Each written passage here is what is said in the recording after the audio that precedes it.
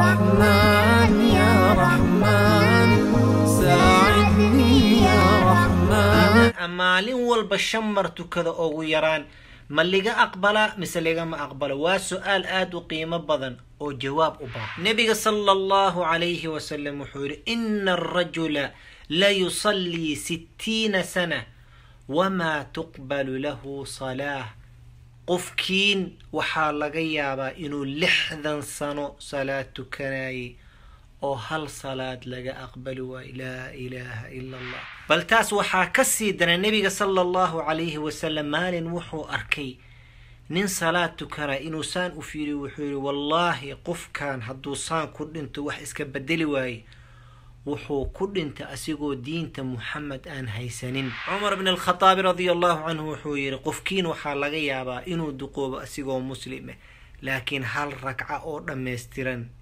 إنه إلهي كأقبال لا إله الحمد لله والصلاة والسلام على رسول الله ولا نجوكتنا السلام عليكم ورحمة الله وبركاته وحام بالله بينا سلسلة عصب أما حلقات عصب ولي راهدو صلاة إيه أحكام تيدا وحانا نكسو قادن دونا الرمها نصوصو كو صلاة إيه أهمية ديدا دين إسلام كصلاة هالكيكي جوكتا منزلة ديدا واهالكي مكوبادا مسوا كان أوسري مسوا كان أوغوهوسي waxaa loo baahan yahay qof walba muslim inuu ogaado salaadan qiimahay ku fadhiso maxay tahay labo salaada saxda sidee loo tukadaa salaada arkaanteeda maxaa oo hal kamid hadaa ka tag salaadaada waxba ka jirin waajibaadkeeda muxuu yahay sunanteeda maxay tahay sidoo nabigu u tukan jiray waa sidee masaartida isaga tukanaysa sidii hooyada aabaha iyo muslimiinta kale u tukanay ma u tukanaysa mise حديث النبي يا راعي صلوا كما رأيتموني أصلي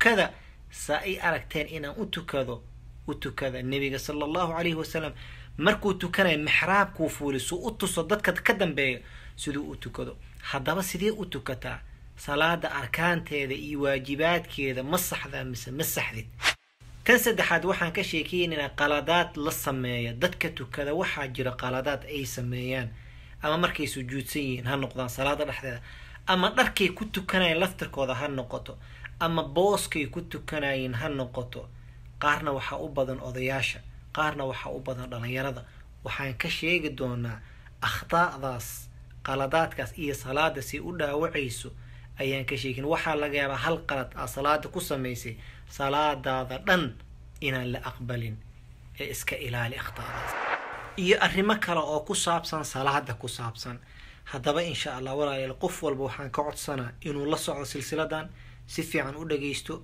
walaalihiis kalena u sii gudbiyo lana salaada waa arinta ugu muhiimsan oo qofka muslimka loo baahan yahay inuu ilaaliyo intuu adduunyada joogo jazakumullahu khair barakallahu fiikum salaam alaykum alhamdulillah wassalatu wassalamu ala rasulillah wa joogtana assalamu alaykum wa rahmatullahi wa barakatuh wa halaqadii labaad oo ahayd salaada iyo ahkaamteeda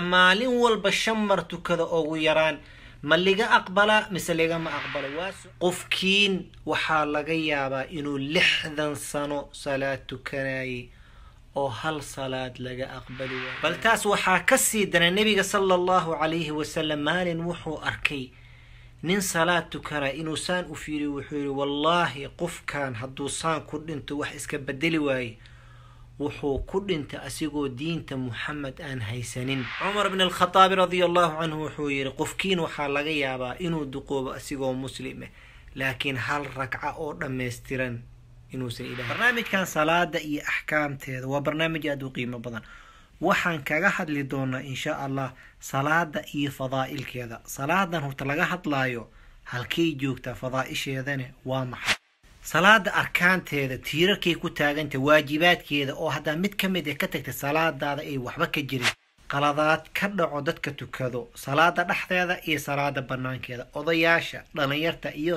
dumarka xalaqadeena maanta waxaan xoog saareynaa salaadan fadligeeda qiimaheeda miisaankeeda waa maxay waxaan sheegi doonaa 10 fadli ee si fiican u dhageyso فضلك كوبات صلاة وعماد الدين صلاة والله دبرت الدين إسلامك ابن آدم كهدي دبر كيسة وح جاران أما laf dhabarta ay wax gaartay ma istaagi karo diintaada islaamka salaad la-aanne waxba kama jiraanoo ma istaagi karto.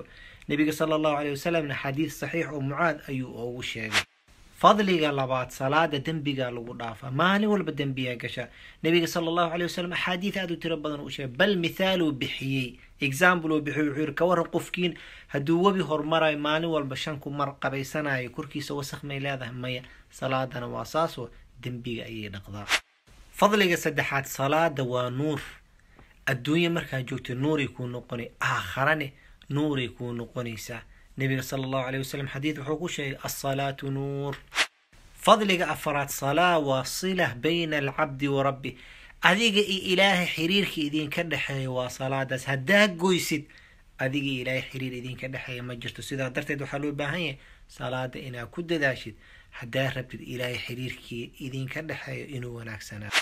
fadliga shanaad, salaada waxaa laga badbaadaa walwalka iyo walbahaarka.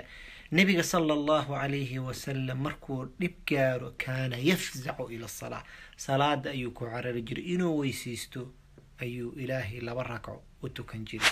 fadliga lixaad, salaada waa waxa ugu horeeyo oo aakharo ilaahay ku weydiinayo. haddii kuu hagaagtani acmaasha wixii ka dambeeya dhan waa kuu hagaagayeen. sidaa darteed salaada ku dadaal walaal. fadliga toddobaad, salaada waa dardaaranka nebiga sala allahu calayhi wasalam. nebiga sala allahu calayhi wasalam markuu firaashil mowt ka saarnaa waxa ugu dambeeyo ummadiisa u dardaarmaya waxayd assalaata salaa, war salaada ku dadaala, salaada ku dadaala. nebiga haddaa jeceshihiid salaada ku dadaal. fadliga sideedaad, nebiga markii salaada loo soo dhiibayay asigaa la kaxay, lama soo dejinin, oo nebiga israa walmicraaj lagu sameeyey. qiimahay salaada leedahay ay ku tusaysaa. salaada waa shayga keliya oona lagugu cudurdaaraynin. ninka ragga bidaat cudurdaar ma laha. gabdhaha waxaa laga yaabaa marar qaarkood inay cudurdaar ka yeeshaan, laakiin ninka ragga marna cudurdaar ma laha. salaada soonka cudurdaar uu lahaan karaa, xajka cudurdaar uu lahaan karaa, zakada cudurdaaray leedahay, wax walba waxaa laga cudurdaar, laakiin salaada cudurdaar male. istaag ku tuko, haddaa tuka weysi fadhi, jiif, haddaa adoo jiiftid sameeys. salaada marna cudurdaar ma lahane ku dadaal. kan sagaalaad, salaada camal la sameeyo waxa ugu qiimaha badan waaye. nebiga sala allahu calayhi wasalam xadiis saxiix bukhaari wa muslim ku jiro, cabdullaahi bin mascuud ayaa weydiiyey, yaa rasuul allah ii sheeg axabu alacmaali ila allah, camal la sameeyo uu ilaahay u jecel yahay ii sheeg. rasuulku wuxuu yidhi alsalaatu fii waqtihaa, salaada inaad tukatid waqtigeeda. tan tobanaadoo ugu muhiimsan ugu qiimaha badan, salaada jannada ayay ku gelinaysaa. allahu akbar. nebiga sala allahu calayhi wasalam axaadiid aada u tiro badan ayuu ku sheegay. waxaa ka mid a qofkii ilaaliya 5 salaadood janno ayuu ku galaa. sidaa darteed walaal, adduun way gaaban tahay. 100 sano, 60 sano, 80 sano intaa noolaatid waa ka tegaysaa. salaada ku dadaal haddaa rabtid inaad janno gashid aakharo. ugu dambeyntii walaala, 10kan arrin oo saan u qiimaha badan aan soo sheegnay waxaad ku heli kartaa salaada inaad ku dadaashid. waa 5 salaadood. waxaa laga yaabaa 24 saac inay nus saac kaa qaadato, ugu badnaan 1 saac inay kaa qaadato. sidaa darteed 23 saacadood inaad meel dhigatid, 1 saacadood 1 saac salaad sii. jazaakum allah khayr.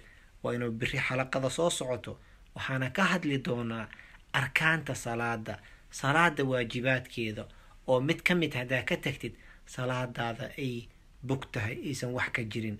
walaalihiina kale usii gudbiya. jazaakum allah khayr. maanta waxaan rabaa inaan idinla wadaaga 6 arrin oo mid ka mid ah haddaa ka tagtid salaadaada waxba ka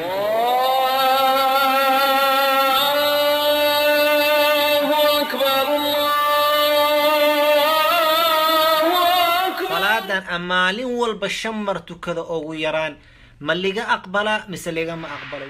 qofkiin waxaa laga yaabaa inuu 60 sano salaad tukanayay oo 1 salaad laga aqbali waayo. bal taas waxaa ka sii dana. nebiga sala allahu calayhi wasalam maalin wuxuu arkay nin salaad tukana inuu saan u fiiriyo wuxuu yidhi wallaahi qofkan hadduu saan ku dhinto wax iska bedeli waaye wuxuu ku dhintay asigoo diinta Muhammad aan haysanin. Umar ibn al-Khattab radiyallahu anhu wuxuu yiri qofkiin waxa laga yaabaa inuu duqoobo asigoo muslim ah laakiin hal ragca oo dhameystiran inuu sa'idaa. Barnaamijkan salaada iyo ahkaamteeda waa barnaamij aad u qiimo badan.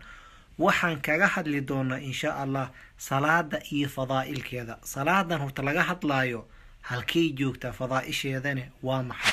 salaada arkaanteeda tiirarkay ku taaganta waajibaadkeeda oo hadda mid kamid ah ka tagtay salaadaada ay waxba ka jirin qaladaad ka dhaco dadka tukado salaada dhaxdeeda iyo salaada banaankeeda odayaasha dhalinyarta iyo dumar. alxamdulillah wasalaatu wasalaamu calaa rasuulillah walaal joogtaan. assalaamu calaykum waraxmatullaahi wabarakaatuhu.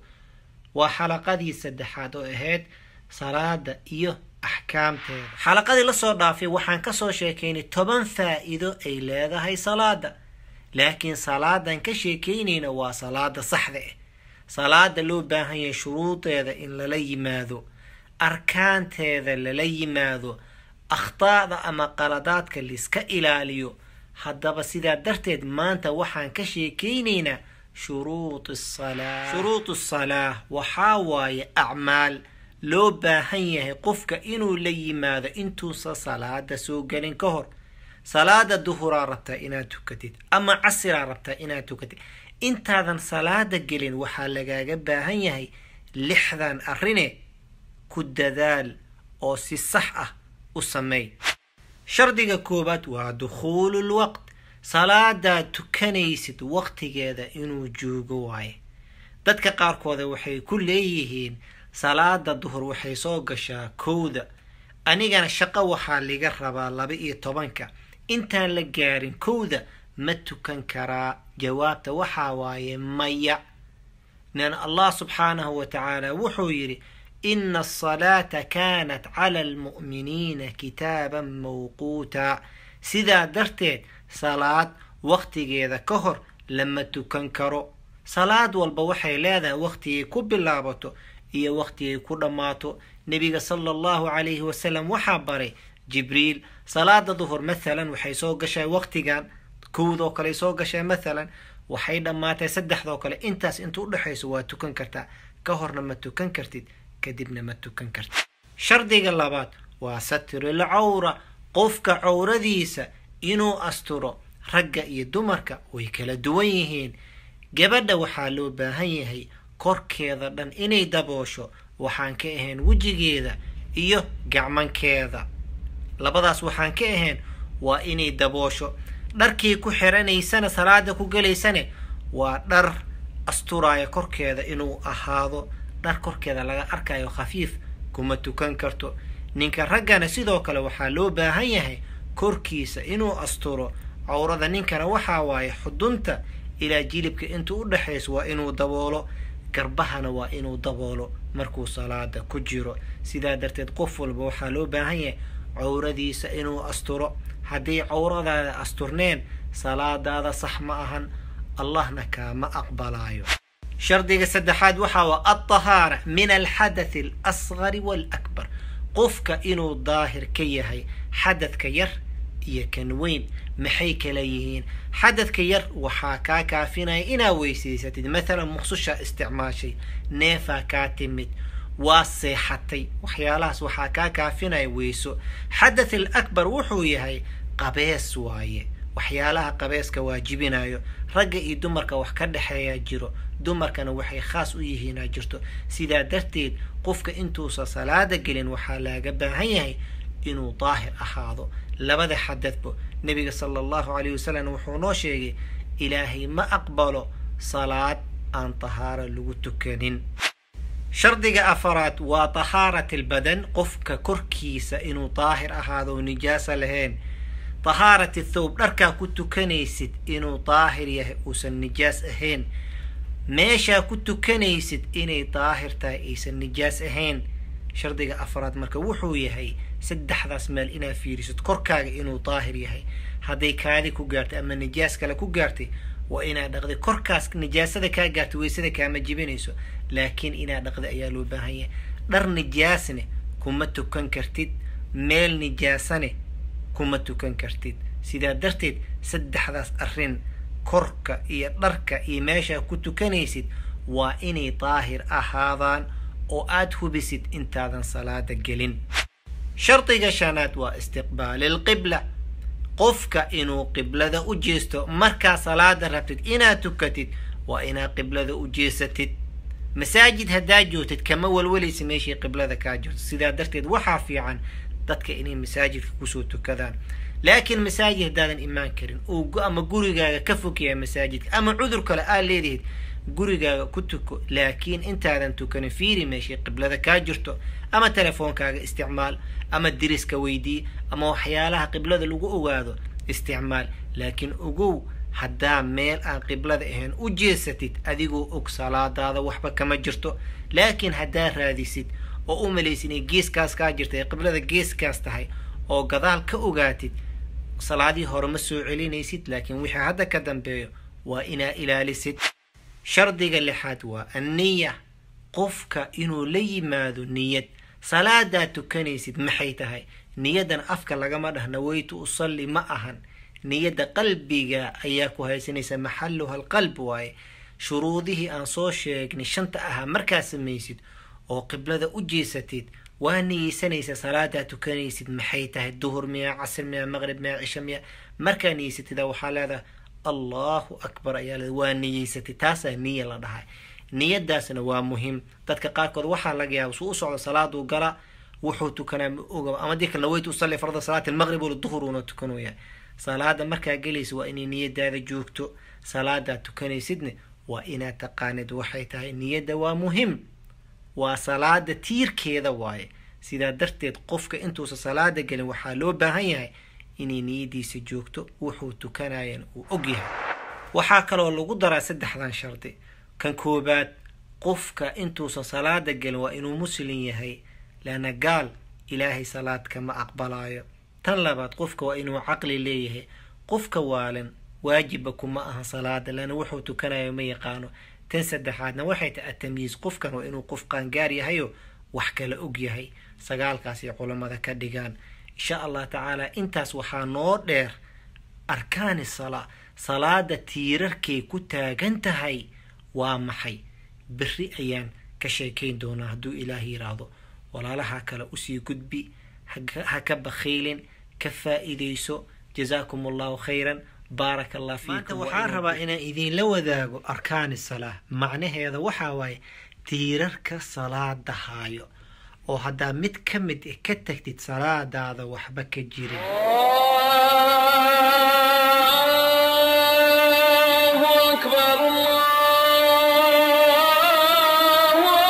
salaadan maalin walba 5 mar tukada ugu yaraan ma liga aqbala mise ligama aqbalo? qofkiin waxaa laga yaabaa inuu 60 sano salaad tukanayay oo hal salaad laga aqbali waayo. bal taas waxaa ka sii dana nabiga sallallahu alayhi wasallam maalin wuxuu arkay nin salaad tukana inuu saan u fiiriyo. wuxuu yiri wallahi qofkan hadduu saan ku dhinto wax iska bedeli waaye, wuxuu ku dhintay asigoo diinta Muhammad aan haysanin. Umar ibn al-Khattab radiyallahu anhu wuxuu yiri qofkiin waxaa laga yaabaa inuu duqoobo asigoo muslim ah, laakiin hal ragca oo dhameystiran inuusan ilaahay. barnaamijkan salaada iyo ahkaamteeda waa barnaamij aad u qiimo badan. waxaan kaga hadli doonaa insha Allah salaada iyo fadaa'ilkeeda. salaadan horta laga hadlaayo halkay joogtaa, fadaa'isheedana waa maxay? salaada arkaanteeda tiirarkay ku taaganta, waajibaadkeeda oo hadda mid ka mid ah ka tagtay salaadaada ay waxba ka jirin. qaladaad ka dhaco dadka tukado salaada dhexdeeda iyo salaada banaankeeda, odayaasha, dhalinyarta iyo dumarka. alxamdulillah wasalaatu wasalaamu calaa rasuulillah. walana joogtana assalaamu calaykum waraxmatullaahi wabarakaatuhu. waa xalaqadii afraad oo ahayd salaada iyo axkaamta. xalaqadii lasoo dhaafay waxaan kasoo sheekeynay shuruudu salaa, salaada shardigeeda. maantana waxaan ka sheekeynaynaa arkaani salaa. farqiga u dhaxeeyo shuruuda iyo arkaanta waxay kala yihiin. shardiga waa waxyaalaha lala yimaado intaan salaada la gelin. arkaanta waa waxyaalaha salaada dhexdeeda lala yimaado oo iyadan haddaa mid ka mid ka tagtid ragcadaas waxba ka jireenin, kadibna salaadaas aysan waxba ka jireenin. haddaba maxay yihiin arkaanta salaada? rukniga koobaad oo qof walbo salaad tukanaya loo baahan yahay inuu la yimaado waxa waaye alqiyaam maca alqudra. qof walbo salaad farad tukanaya waxaa waajib ku ah inuu istaago hadduu awoodo. hadduu curyaan yahay ama uu xanuunsan yahay ama uusan istaagi karin kuma jirto, laakiin qof walbo awoodo salaada faradka waxaa rukni u ah inuu istaago. salaada sunnaha fadhi waa ku tukan kartaa, laakiin ajirka 100% waa waynaysaa. laakiin salaad kastoo farad ah qofkii raba salaadaha farad shanta inuu tukado waxaa rukni ah inuu istaago hadduu awoodo. hadduu istaagi waaye asigoo awoodo salaadiisa waxba kama jirto. rukniga labaad takbiiratul ihraam. allahu akbar ta koobaad markaa meesha gelaysid allahu akbar tan koobaad takbiirat salaada lagu xirto. lana salaada waxaa lagu xirtaa takbiira allahu akbar waxaana laga baxaa salaan. takbiirta koobaad oo allahu akbar ta koobaad waa rukni. haddaa la imaan weysa iyadana salaad kuumaba xirnaba. rukniga saddexaad waa qiraa'atu lfaatixa fi kulli rakca. faatixada alxamdu lilaahi rabbi alcaalamiin inaa aqrisid iyadana waa rukni. suuradaha kale inaa raacsiis way fiicanta, laakiin suurat alfaatixa inaa ku aqrisid salaad ragcad walba waa rukni ka mid ah arkaanta salaada. macnaheeda haddaa suurat alfaatixa aqri weyse ragcaddaas waxba kama jiraan. rukniga afaraad waa alrukuuc. markaa faatixada iyo suuradda qur-aanka markaa dhammaysid inaa rukuucdido dhabarkaaga toosisid ayaa loo baahan yahay. rukniga shanaad waa al-ictidaal. markaa rukuucda dhammaysid inaa soo kacdid oo dhabarkaaga istaajisid. inaa hori ka sujuudid looma baahno, oo markaa rukuucda dhammaysid waa inaa soo istaagtid oo dhabarkaagana istaajis oo qof taagan ahaan lagu arko. rukniga lixaad waa assujuud. qofka inuu sujuudo wejiga dhulka dhigo. 7 meel ayaan lagaga baahan yahay inaa ka sujuudid. wejiga iyo sanku iswata inaad dhulka dhigtid 1. labadaada gacmood inaad dhulka dhigtid 3. labadaada jilbo inaad dhulka dhigtid 5. labadaada lug hoosane inaad dhulka dhigtid 7. 7daas meel ayaa loo baahan yahay inaad ka sujuudid. sida qaladka marka sida saxda iyo sujuudda qaladka markaan ka sheekeynayno salaada iyo akhtaadeeda ayaan ka sheekeynaynaa. laakiin hadda waxaan rabnaa inaan ogaano sujuudda inay tahay rukni ka mid ah arkaanta salaada. rukniga toddobaad waa aljalsa bayna sajdatayn. markaa sujuudda koobaad sujuudid iyo sujuudda labaad intaadan sujuudin waxaa u dhaxeeya fadhi. fadhigaas la fariisanaya waxaa la yidhaahaa jalsa bayna sajdatayn. iyadana waa rukni inaa fariisatid. rukniga sideedaad waa atuma'niina. xasilooni inaa ku xasishid rukuucdii aan soo sheegnay.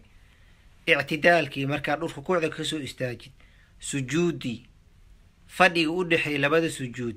sujuudii dambe intaas arkaantaas aan soo sheegnay waxaa raaca mid walbo atuma'niina inaa ku xasishid. markaa rukuuciis inaa xasishid ayaa loo baahan yahay, laakiin qob haddaa kasii salaadaada waxba kama jiraan. markaa rukuucdid waa inaa degtid. samica allahu markaa tira waa inaa istaagtid. rukni waaye ka mid xasiloonida waa rukni ka mid arkaanta salaad. rukniga sagaalaad waa atashahud alakhiir. ataxiyaadka ugu dambeeyo. haddii 2 ragcatayna hal ataxiyaaduu leeyahay, haddii 3 ama 4 tahayna 2 ataxiyaaduu leeyahay. ataxiyaadka ugu dambeeya inaa aqrisid waa rukni ka mid arkaanta salaada. rukniga 10aad waa as-salaatu cala an-nabiy. ataxiyaadka markaa dhammaysid inaa nabiga ku salisid. sida ugu salinaysidna waxaa waaye siiqa al-ibraahimiya. as-siiqatu al-ibraahimiya اللهم صل على محمد وعلى آل محمد كما صليت على إبراهيم وعلى آل إبراهيم إنك حميد مجيد وبارك على محمد وعلى آل محمد كما باركت على إبراهيم وعلى آل إبراهيم إنك حميد مجيد. إذن وركني ركنك كوئي طبنات والجلوس للتشهد الأخير إنا أفريستي التحيات كأدن بي. ركنك لبي طبنات والتسليم قفك إنو يراه السلام عليكم إنو يراه إذن وركني لأن صلاة وحالو صوغا الله أكبر وحانا لاقبحا السلام عليكم. ركنك سدح طبنات والترتيب قفك سيدو إله أوتلا قال صلاة إنو أوضو فاتحة الركوع سمع الله سجودا saas ahayn uma tukan karo samic allah inuu ka bilaabo haddana ma rukuuci karo haddana ma sujuudi karo tartiibtaas inuu u wado ayaa loo baahan yahay ugu dambeyntii walaalayaal haddaa rabtid salaadaada inay sax noqoto shuruudii salaa aan soo sheekaynayo sagaalka ahaa iyo arkaantan hadda ka sheekaynay ilaali waa inuu xalaqa soo socoto insha allah waxaan ka sheekayn doonaa xalaqada soo socoto qaladaadka lagu sameeya salaada oo kaa burburinaya salaada ilaahi subxaana watacaala hanaga aqbalo salaadana allah hanaga aqbalo جزاكم الله خير ولا عليه waxaan rabnaa inaan ka hadalno qaladaad dadka qaarkooda ay ku sameeyaan salaada dhexdeeda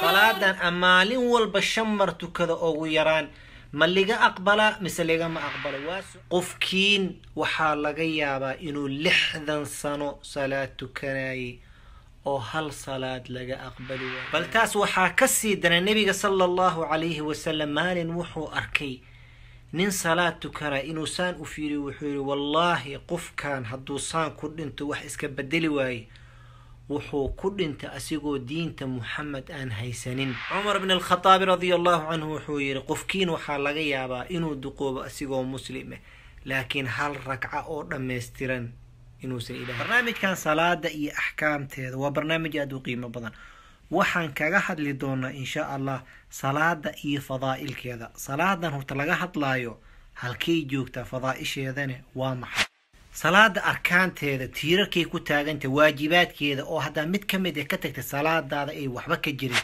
qaladaad ka dhaco dadka tukado salaada dhexdeeda iyo salaada banaankeeda odayaasha dhalinyarta iyo dumarka الحمد لله والصلاة والسلام على رسول الله ونجوكتنا السلام عليكم ورحمة الله وبركاته وحلقة دي شناتو هيد صلاة إيو أحكام أفرت حلقة الله صور دافي وحان كسو هذا اللي صلاة دي أحكام تيدا لبو صلاة إيو فضائش هذا سدح صلاة شروط هذا انت انا صلاة قلي وحياله لقاقا باهي او متكمد هداكتك صلاة هذا وحبك الجرين tan afraad waxaan ka soo hadalnay salaada arkaanteeda tiirarka iyo salaada ku taaganta oo mid kamid ah ka tagtay salaadaad waxba ka jirin maanta waxaan rabnaa inaan ka hadalno qaladaad dadka qaarkood ay sameeyaan salaada dhexdeeda way tira badan yihiin laakiin maanta waxaan ka hadlaynaa qaladka ugu horeeyo dadka qaarkood sameeyaan gaar ahaan odayaasha u badani markay salaada istaagaan waxay leeyihiin nawaytu usalli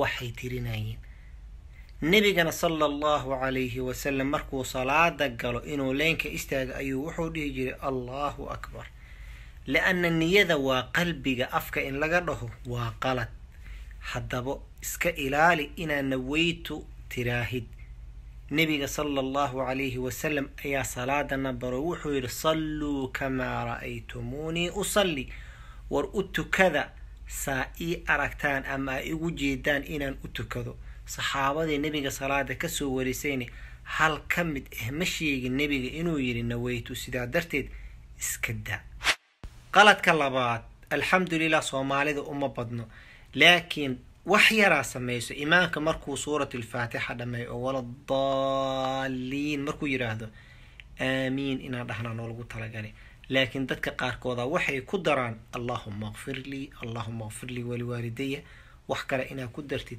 وقالت رسول صلى الله عليه وسلم وحوير من أحدث في أمرنا هذا ما ليس منه فهو رد دينتنا ويدا ما استرنتهاي صلاة دان ونول الشيء قفكي وحكدر ولوسو علينا هو لغما أقبلايو بل صلاة دي سيدا وعيسى سيدا درتد هداتي هدتك سمي اسكدا قالت كالسدحات والركوع ذا مركا ركوعي سيد قعنت هذا وحالو تلقى قد كان inaad jilibka ku qabatid ayaa loogu talagalay dadka qaarkoodna meeshaanay qabtaan qaarkoodna wayba dheereen jilibka hoostiisa ay qabtaan labadaasba ma banaano dhabarkana waxaa loogu talagalay inaad sintid ayaa loogu talagalay rasuul sallallahu alayhi wasallam xadiis saxiix ayaa ka sugnaaday uu dhahayo laa yuji'u salaat man laa yuqiimu sulba salaad qof hadduusan dhabarkiisa toosinin uusan toosinin insha Allah maraan practice u samayn doonaa salaad kama asixayso culimadu waxay dhaheen dhabarkaaga waxaa loogu talagalay haddii biyo lagu shubo inuusan dhinac u dhaqaaqin sidaa darteed qofka intuu dhabarka toosin karo هتوسي هدو حنون أوجي أما أذنما أوجيسي أما أوسن سمين كان كيسوا لكن قف والب انتو أودو وإنو دبر كيس سمو قالت كأفراد مركا الركوع ذا كسو كعديد سمع الله لمن حمده مركو إمام كيراها ما أذيق بآت راهد ربنا ولك الحمد لكن دتك قاركو ذا وحي قدران ولك الشكر نبيك كما سكنانين حدارت إنا ديريستد ربنا ولك الحمد حمدا كثيرا طيبا مباركا وديرين كرتا أذكار صحيحة جرتو لكن هدا سوق قاب سنيست ربنا ولك الحمد أما اللهم ربنا ولك الحمد حمدا كثيرا طيبا كسو قابس لكن ولك الشكر هكدرين نبي وحوير من أحدث في أمرنا هذا ما ليس منه فهو رد اسك إلالي قالت كشانات وحي كصاب سنتهي سجود وميش أغمهم سن صلاة نبينا صلى الله عليه وسلم وحير وحا لي أمر إنان كسجود التضبمل وجيغا قعمانكا جلبها إيو فرحها وصولوغها تضبضا اسمال إنان كسجود أيا لأمر هدبا مركي لسجود فرحها إنسان أحاضانو قبلة أجيدانا لو باهية لغاهنا مركا ديجيسي سانو قال إنا أدكتد أيا لو باهية فرحها إنساس أحاضان dadka qaarkood ama saasi u ama dhulkii ka qaadayeen ama saasi u dhigayeen labadaasna waa qarad sujuuda waa meesha ugu muhiimsan bal nabiga sallallahu alayhi wasallam wuxuu noo sheegay qofka markuu ilaahi ugu dhow yahay ducadiisa la aqbal inay tahay markuu sujuudsan yahay hadiiba sujuudaada saxsaneen si ducadaada loo aqbala sida darteed markaa sujuudaysid todobada meelo nabiga ku amray ka sujuud ugu dambeyntii walaalayaal qaladaadka shanta kaliya ma ahan حلقة صوصعد أيان قرادات كلا كشيكين دونا لكن وحال لغاقا باهن يهدات تهيد قف قرادات كأن صوشيكني متكمد اسميو إنا اسكا دافتد هدات قاند قف سمياني إنا أسي قد بسيت سأجرك كوهشت قف كاكالنا صلاة ديسة أي أوصحانتو النبي صلى الله عليه وسلم وحويري لا يؤمن أحدكم حتى يحب لأخيه ما يحب لنفسه قف كين إيمان دب لقمه إلى نفتيس ولالكيس أوجع على ذوحو النفتيس أوجع عليه سأوجعش صلاة هذا إني صحصنتو ولا لها كلا إني صلاة وصحصان سنتين أوجع له وإنه حلقة صوصعت إن شاء الله ولا لهنا كلا أسي قد بيا جزاكم الله خير بارك الله فيكم السلام عليكم ورحمة الله وبركاته لا إله إلا الله محمد رسول الله لا إله إلا الله محمد رسول الله